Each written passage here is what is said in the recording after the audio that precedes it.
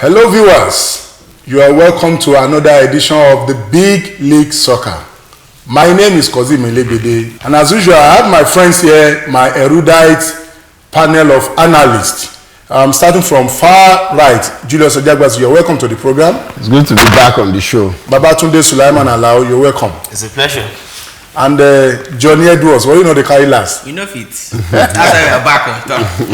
Yes, it's been quite some time, 2 weeks precisely. We had a couple of issues, especially with audio. Those of you who watched our recent programs will attest that we had issues with audio, but we have put all that in the past now.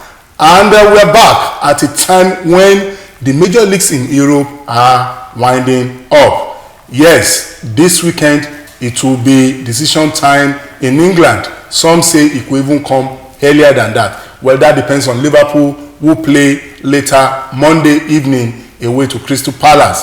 But looking at the big matches over the weekend, we had issues in Spain. It appears nobody wants to win La Liga. And of course, we still have the troubling racist issues in Spain. We are going to talk about this. Likewise, in England, yes, it was a good week for City. Chelsea are almost out of it, almost all but out of it. And I'm sure should Liverpool win against Crystal Palace, then they will just simply put Chelsea out of the mystery. Ironically, it was Chelsea who put Liverpool's title hopes in jeopardy by winning at Anfield last week. But we want to start today's program on a very bright note. Luis Suarez, yes, the Liverpool Uruguayan forward, has just been named as Football Writers Association's Player of the Season. That makes it 2. Last week, he won the Professional Footballer Association's Player of the Season award, and the Football Writers have just crowned him again. That means he's going home with the two coveted individual awards in England. Gentlemen, do we agree that Luis Suarez has to be the player of the season? First, his peers voted him last week. Then the Football Writers also crowned him just a couple of days ago. Julius? Without a doubt, I think Suarez has been outstanding this season. His goals has helped his team to secure a very good spot on the table. They might probably even win the league, depending on what happened with City. So they've not made the wrong choice by voting Suarez as the player of the season. Leading goal scorers chart by 30 goals. Closest is Daniel Sturridge on 20. Leading assists by 12 goals. I'm sorry, by 13 assists. Closest, we have Gerrard, we have Lambert. I mean, closest is 10. So, Baba, what do you say about Luis Suarez winning the Football Writers Association's award? I think it's good for him. I mean, coming from a player that was banned for almost 10 games last season. Yes. After biting off. This time last season, he became a pariah. So, I think it's a good development for him. His quality has never been in doubt, and even though this season he has scored several goals, but he didn't score against the top teams. I think that's just the only minus I can see from his award. Well, I don't think that should take anything away from what he has achieved this season.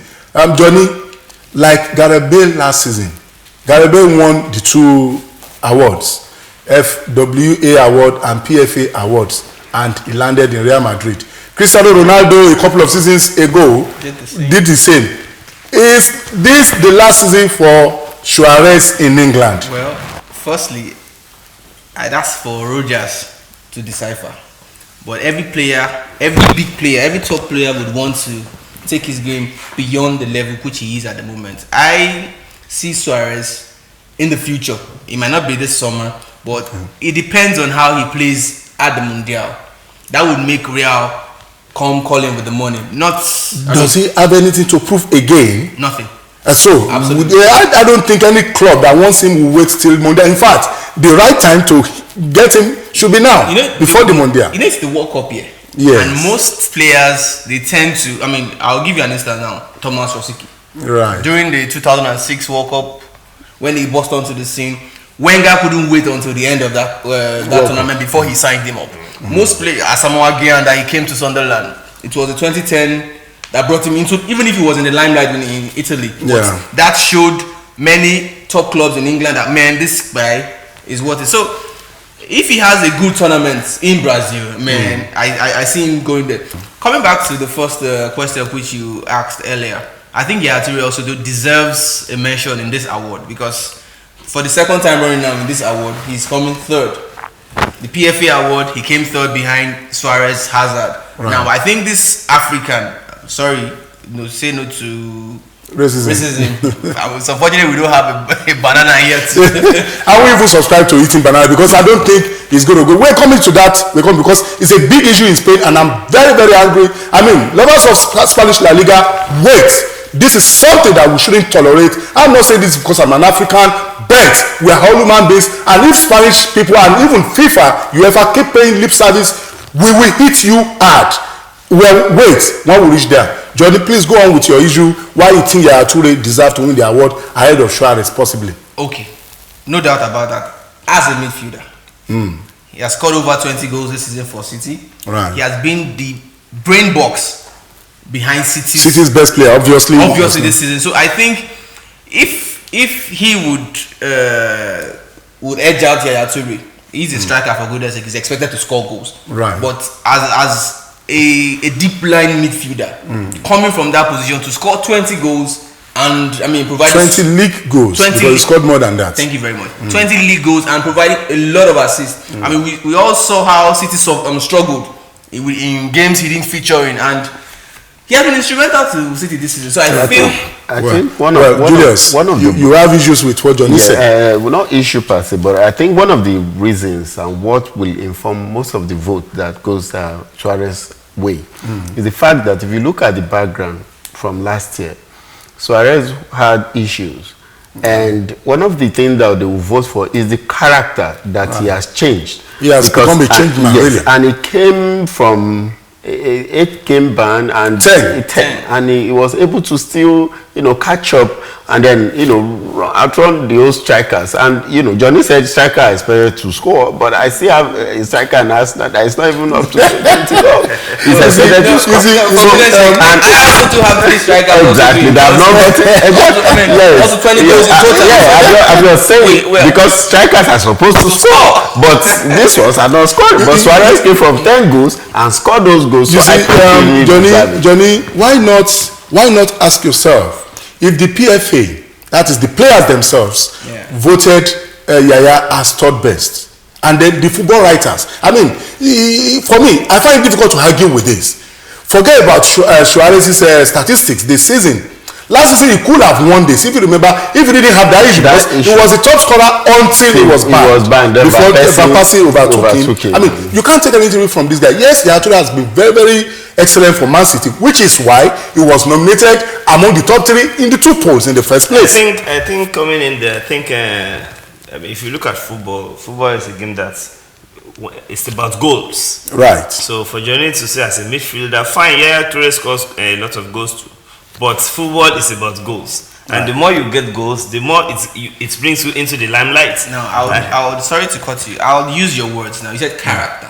Right. This is a player whose character, in terms of blemish, is spotless. You mean Yaya Toure? I mean Yaya Toure now.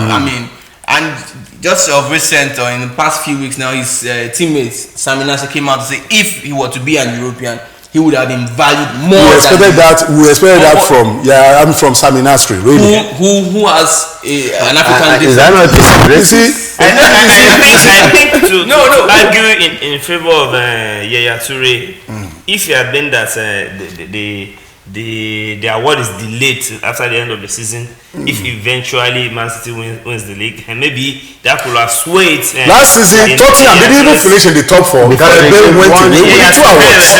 So it's not about winning the league. The award is about individual performance. And wait, Julius, for me, it's more credible in the sense that it is the players who did the PFA. Individual, in fact, viewers, you need to hear this. Patrice Evra, who had racial issues with Suarez, voted for Suarez in the poll he just won. Last season, Evra also voted for Suarez as his player of the season. I mean, I find it difficult to argue with this because these are professionals. These are footballers themselves who cast this vote. So if you don't win it, you don't win it. And when you look at Suarez's statistics, we should not take it. See, there are games you saw this season Liverpool play. There are goals Suarez scored. You see, you as a player, you would definitely want to tend to vote for such. I can even vote some of his goals as the best goal of this season. There are some games he just popped up and you just do something and you're like, wow. No, we should not forget him. Exactly. So let's Toure has been good, to be honest. But really, if I have to choose, I'll still choose Suarez over Toure. The only thing I find curious there is that Toure now came third in the Footballers Writers Association behind Gerrard. For me, I think Toure should come second. For me. But like I said, this is a vote not cast by one person or by some faceless people. It's cast by people who are professionals, who watch games week in, week out like we do. So I have to respect their opinion. Well, finally from me on this issue, I'd like to see the criteria or know the criteria for voting. Well, I guess it's up to individuals. Yeah, definitely. Yes, we'll take a quick flight to Spain, where it appears nobody wants to win La Liga this season. Atletico Madrid, the league leaders, slumped to a surprise 2-0 defeat after that scintillating performance in the Champions League against Chelsea midweek, and everybody thought the league had been thrown wide open, only for Barcelona to slump to a draw. And Real Madrid on Sunday struggled to a 2-2 draw against Valencia. That leaves Atletico Madrid still fully in charge of their own fate for the title. But the big issue for us is the racist issue that reared its ugly head again in the game between Levante and Atletico Madrid. Diao, a Levante player, was racially abused, and the slaw almost disrupted the match. The question now is, for 2 weeks running, this issue continues in Spain. FIFA, we've not had any serious thing from Sepp Blatter and his cohorts. UEFA, Mozzo Michel Platini and his cohorts have not said anything. The only thing we saw when Barcelona's Dani Alves was racially abused was people eating banana and putting it on social media. For me, that is not the answer. I mean, we just had 2 weeks ago in the NBA where a club owner was banished for life and he was fined $1.6 million. What do you do in football? In England, where if you have a proven case of racial slur, you will be charged, criminally charged. In Spain, they've been paying lip service. Gentlemen, I feel very, very strongly about this. What do you think should be done in Spain to curb or to ameliorate or to cut out this racist law? It's prevalent in Spain now, and it's very, very unfortunate because that happens to be one of the best leagues in the world, where you have arguably the best players in the world. Julius? I think this issue it's not today that it started, and you've called the association, FIFA and UEFA. They've really tried the much they can, but like you said, I think they should go beyond what they've done. Because the thing keep raising its ugly head, because I think perhaps sanctions that have been imposed on such clubs or fans has not been, the sanctions are very, very weak. They have it's like taking a feather to hit a giant. Exactly. So that's why it's still gives it room to keep breathing. But I think with what is going on now, the awareness and the concern that even players are having, that is I think UEFA and Julius, let me put it to you. You played in Poland. Yes. Were you racially abused? In some occasions, I was actually called a baboon, as it were. But despite your complexion, yes, I was. Of course, they know I'm not one of them. they call me baboon, and some of them, do all stuff. Now, what do you do? What do you do as a player to stop this? Well, actually, you see, again, as an individual, because again, you want to play a game, and some people are trying to unbalance you, because when they instigate you and you're angry, there is no way you will concentrate and play good football. So as a player, I tend not to see it, which is there. I tend not to pay attention, so I can have a good game, because at the end of the day, I end up scoring the team after calling me a such name.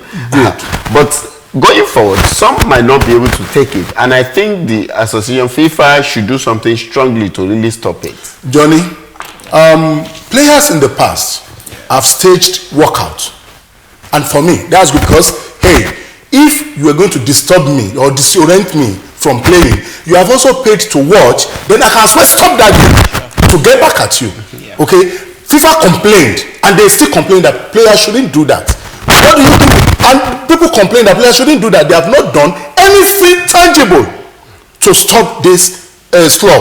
What do you suggest players should do? I think players have the right to defend themselves when the association, when the federation can't protect their own dignity. Right. Kevin, we all knew what Kevin's Prince Boateng did when he was in the colours of Milan during pre-season. That was Take the workout. He walked out. We all knew what Balotelli did also too. Right. He walked out. In Turkey, for goodness sake, you can't racially abuse a black man and pose a fine of empty ban fans from coming to watch those teams as a penalty. It's as far as I'm concerned, it's too lenient. Right. But you get these players have. We thank God we have this players association. If FIFA and UEFA can't stand up to this challenge, I think the players have to take their fate in their hands and tackle this issue headlong, because this issue would not leave football. Let's face facts. Unless stronger sanctions. We all felt what they did to the NBA chief there was too hefty. But coming from, in a matter of in a space of 2 weeks. 2 weeks, yeah. In Spain for alone, 2 weekends. For goodness sake, we all knew what the sanction CSK Moscow is facing for racially abusing Yaya Toure. Okay. They are still playing in front of an empty stand till date, and that has affected them from income defending aside from income, defending the Russian league title, because Zenit is costing clear in that regard also. So many penalties should be introduced. Baba, what is your take on this? How do you think the football federations should come in heavily to stamp out this slur? I'm borrowing a leaf from what Johnny has said, that racism is not something that will go out of football. And for me, waiting on FIFA, waiting on UEFA to start doing our homework for us as black, I think we have to go beyond that. What is CAF doing? What is CAF doing? These games are not played in CAF territory. And CAF, what I'm saying, in all honesty, as CAF that is controlling. In all honesty, CAF is arguably the weakest of all these federations. So we are in a very bad situation. We can't expect if our own association that has to do with football controlling body in Africa is not taking a hard stance on this issue. So you can't expect FIFA and the UEFA to be doing our own work for us. And besides, personally, I don't see any big deal as regards this issue of racism, because it is we blacks that we have to liberate ourselves. If somebody calls me a black monkey, I call him a white baboon. For me, that is you are going to promote anarchy. It's like saying somebody slaps you and in a civilized world, you don't do that. But I'm saying we blacks, we have to liberate ourselves. You see, I think one of the things that maybe Baba is trying to communicate, and we can still do, because you see, one of the things that empowers such action is again my reaction. Like my incident I shared, when they said, I didn't even behave. They were talking to me, and I went to the game. I didn't see those fellow anymore. But that's just me. But I think again, we as blacks, we as players, we need to redefine something. I am not who you are calling me, because I've taken time to educate, because some of them have a picture that we live on trees and all that. Say, come off here. And because they are not too exposed, they are just that's true. So they are not exposed, so they don't know the way it is even in Africa. Yeah. So when you tell them we don't live on trees, so what do you mean? That's what I've been told. They've not traveled. So most of the indigent, the ones that are not exposed, are the ones that are doing this thing. To add to what you just said, you had a big mentality going into games, and that was why you could cope with it.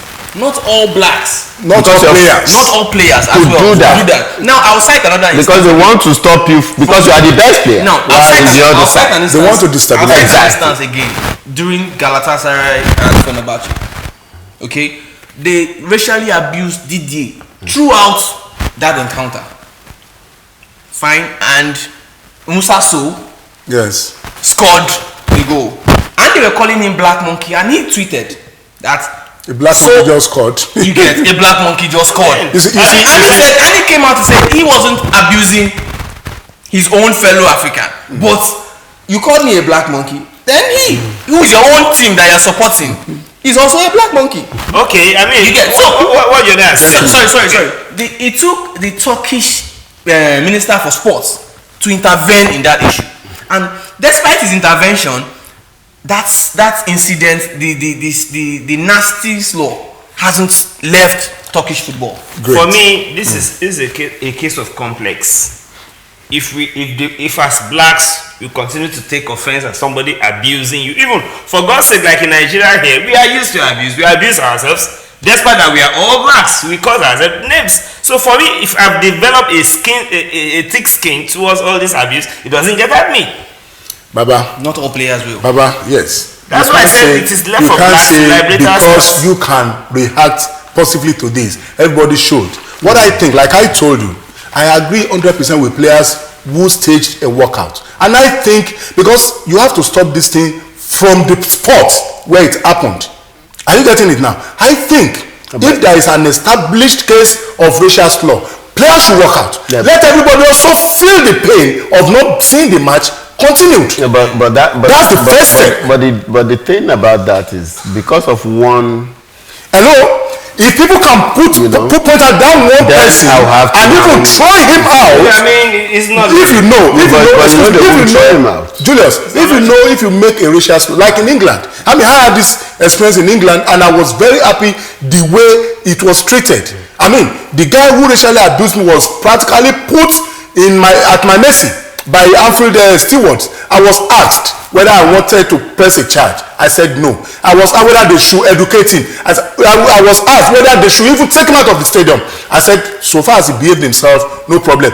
I wouldn't know what they did to him later because they invited him and he spent some time with them before he was allowed to come back. Okay? That is an isolated issue. But a situation where a player is being harassed, okay? I mean, I think you want to destabilize that player. The player has also the right to destabilize you by not continuing the match and let the two teams just leave the game. And that's the first step. Once the guy is the people involved are identified, let them be criminally charged like it is done in England. I mean, we have a lot of black players in here. How many times have we had racial slurs in England? How many times? Because the English have taken it so seriously. It's a criminal offense if you racially abuse anybody in England. But in Spain, I don't think that abstains. And that is why I think this racial slur continues in Spain unabated. On the balance, to balance it up now, in England, you take it beyond football courts into the. It's a criminal case. And when you have, we all know the case of John Terry. We all know who said what and who didn't say what. But Terry had a good lawyer, and he was not convicted. You get so. In that situation, what do you call? What do you say? No, Johnny, but you know the pains he went through. It took only almost a year. He spent money and all that. Hello, you don't want to go through the experience. Just tell him I not come out and tell you, but he will tell anybody who's close to that. It wasn't easy for him. For a footballer to really wipe his name out of that store. For goodness sake, he has won. It takes a good lawyer. It takes a good lawyer. Lastly, for me, but I feel going forward, the reaction. The action that came up and the reaction again will go a long way. I buy a little bit of what Baba is saying, and then with my experience, I knew after that incident that happened to me and what happened, I didn't get to see any of them, throw. You won't even know them because they're far away. And again, I'm far from the field. I don't normally hear what they say, which I don't care. So I think we should grow to the point where we will get to a point. Even when you say those things, you look at the person, he looks stupid saying those things. Because there are things you say, you don't look at the person. That guy actually look stupid. That's why he's saying it. Like And then move on. Like Dele will tell you. So the It's okay, gentlemen. Gentlemen, yes, it's a very touchy issue. Baba, please, it's a very touchy issue, which is why it has taken us so long time, and I don't think we even agree here on how to go about. We'll just agree that yes, it has to be stamped out. If not totally, at least reduced to the barest minimum. I keep saying England, that's a very shiny example for the rest of Europe. And I think the Spanish FA are the worst culprits here, because they are the ones who are not acting as they should. Because if they are taking an action, especially after the Daniel Alves issue, within a week we wouldn't have such a flaw again. So that is where I want to end that issue.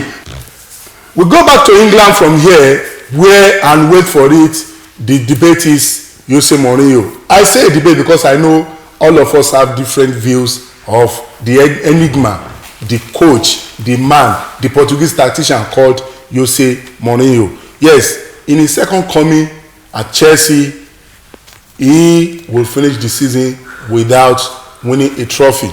I think trophyless. Trophyless. It will be the right. After having invested over £100 million on a club that won the Champions League and FA Cup 2 seasons ago, that won the Europa League last season, to finish trophyless. Johnny, as a Chelsea fan, will you describe Jose Mourinho's second coming as a failure? At least this season, will you describe his performance this season as a failure? Because Mourinho keeps telling the world that this has been an improvement over last season. Let's start from there. Do you agree that it's an improvement over last season? First and foremost, do you want me to speak as a fan or as a pundit? Speak the way your mind directs you. As a pundit. No, you are speaking. You are on the spot now. No. I could still. I ask you the question. Mourinho says this has been a successful season compared to last season, or this has been a better season than last season. Speak as a fan. Do you agree? Speak as a fan, then speak as a fan. You can miss the two. Okay, let's leave the fans side. Do you agree that this has been a better season than last season? On a candid note, Mourinho has fell below expectation, performed below expectation. Likewise, Chelsea. I hope you will watch this on For YouTube. goodness sake, I'm looking at the. I hope Mourinho will watch this on YouTube. I'm saying it as a fan, right, and as a pundit. Okay.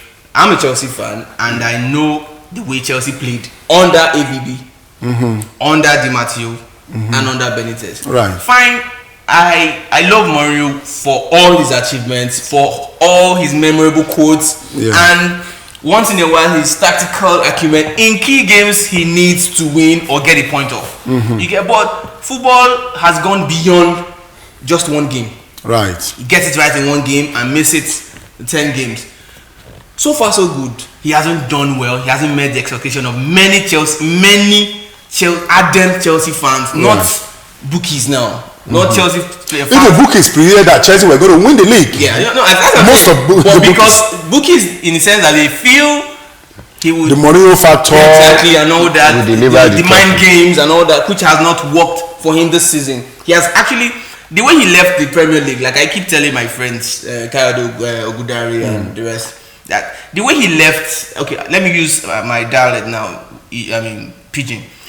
The way Mourinho come out 2000, when he come out for Bayern, no be so him. Jungle don mature now. Jungle don mature now. And seeing the way Arsenal plays, seeing the kind of money City has spent, the resurgence of Liverpool, and I mean, you can't just say you can come back to England and come and dominate. So for you disagree with Mourinho's assessment that this has been a better season than last season? Totally. Baba, what's your take?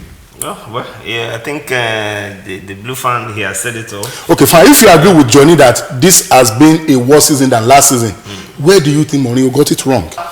First trophies were at stake when the season started. Mourinho got money for the players he wanted. He keeps complaining about strikers, but he has 3 strikers. So where do you think he got it wrong? I think for all Mourinho's tactical acumen and what have you, I think he just didn't pinpoint exactly which of the trophy he wants to be going for. Really? Exactly. So along the line, You see Mourinho hovering. Okay, I will go for the Champions League, either the EPL, even the Cup game. So he didn't really define what. In your honest opinion, do you think win. Chelsea don't have the team, the squad, to go for quadruple? Give that Chelsea squad to Arsene Wenger and he can win a treble. I'm telling you. Now you talk like an Arsenal fan. Julius, in all honesty, looking at Chelsea's squad, I mean, we're talking of the team that won the Champions League and the FA Cup 2 seasons ago, that won the Europa League last season. That's a team of champions. Exactly. If you now invest over 100 million on that team, will that team not be good enough to win quadruple? To be honest, I think we fail to cite a return Mourinho to Chelsea. When this man came back to Chelsea, he held a press conference and he changed his name from to Happy One to the Happy One. Yeah. Now I think we might say, oh, that's Mourinho for you, but you see, when you tag yourself the Happy One, it's to know that you are contented, everything is okay as it is for you. I mean, that's, for Mourinho. Yes, that's the way I term, the Happy One. And preceding after that event, like you said, a team that won trophies 2 seasons now, 4 years in a row, in a row, yeah. And you still have the bulk of those players, and then you've got money to strengthen the team. And this season, for me, he has failed woefully this season with the squad he has. No doubt. The squad you have in Chelsea today should win the EPL, should go final on the Champions League, should win any of the cups, especially with Mourinho in charge. And I think there is another thing we have. Johnny said it in Pidgin. Jungle has matured. I think Mourinho came to England thinking it's going to make the same England. But the things in England now have changed. City have had a sugar daddy. Yes, and one of the things Mourinho did successfully, so that we could not say, okay, after all, he won against the big side. Now listen, when Mourinho played the big side, you and I know the tactics that he uses. He deployed, yeah. Yes, and that tactics will work every time when you do it well. Wait for their mistake, capitalize. But you see, the real football he should not play. Now I'm not playing a team that is on par, which is his lesser team, and he doesn't play that. And that is where he missed absolutely. And listen, sir, he cannot afford, with the owner of Chelsea, he cannot afford to play a Sunderland and park the bus. And you think the owner of Chelsea will sit down in the stadium and be watching that kind of a game? So see, he played. Julius, let me just cut you there, because there is another issue. Growing up at Chelsea. I think I should add to what maybe. you said. Okay. Maybe I just want to pick it from your mouth. No, there is this issue, this discontentment. Eden Hazard, arguably Chelsea's best player today, and reigning PFA Young Player Award winner, has gone public to complain about Mourinho's tactics. Yes. For me, and in the last game against Norwich, he benched Hazard and justified by saying the people he put in did so well and they deserved to play. And at the end of the day, the first half, even Mourinho admitted, was poor. And when Hazard came in and Luis, the game changed, but it still ended goalless. Do you foresee? Do you foresee a bipolar or tussle for power? Okay. Obviously, Mourinho for player power against Mourinho's power. Yes, Mourinho for who he is. He's always the man that wants to be in charge. He wants to impose himself and tell the player, I'm the only one that have the say. You have to play for me. And that's why Mourinho will come to Chelsea, and the first thing is to begin to screen and send players like Mata away and loan some of those players and say, you guys cannot play my team. And like now, he's even telling one of still their young prospect Oscar, that he should set up or he's going out. So if Mourinho start doing that, you know where it's going to end. There's going to be a conflict, and of course you have said it, Hazard is a very big player in Chelsea today. If he has issue with Mourinho, he was going to leave Chelsea because he won't play. Johnny, now, what do you say to this before I ask you the next question? Okay, first and foremost, you asked the panel where Chelsea got it wrong or where Mourinho got it wrong. Now, in my own view, I felt Mourinho got it wrong selling one matter. Okay. That's one. Okay. Secondly, Baba said it all, prioritizing. Okay. which competition he should go. He stands a better chance of winning. And thirdly, there were some winnable games he lost. And fourthly and lastly, he lost the dressing room towards the tail end of the season.